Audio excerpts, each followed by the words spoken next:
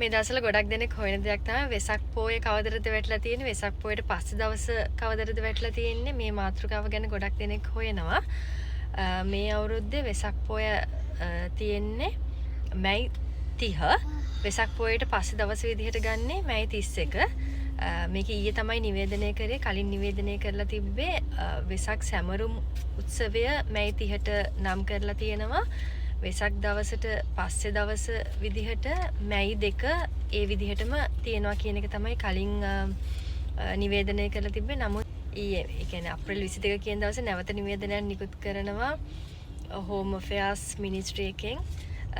වෙසක් දවස මේ අවුරුද්දේ යොදාගන්නේ මැයි 30ට. වෙසක් දවසට පස්සේ දවස එන්නේ මැයි 31ට. එතකොට දැන් මේකත් එක්ක ගොඩක් දෙනෙකුට එන ගැටලුවක් කොහොමද මේකට නිවාඩු දෙන්නේ කියන එක.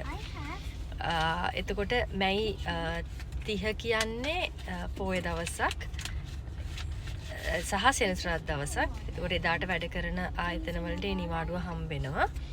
ඊට අමතරව වෙසක් දවසට පස්සේ දවස ඇවිල්ලා තියෙන්නේ ඉරිදා දවසකට. ඉරිදා දවසකට ස්ටැටියුටරි හොලිඩේ එකක් ආවහම ඒ වෙනුවට දවස් 6ක් ඇතුළත වෙනත් අමතර නිවාඩුවක් ලබා දෙන්න ඕනේ. එහෙම නැත්නම්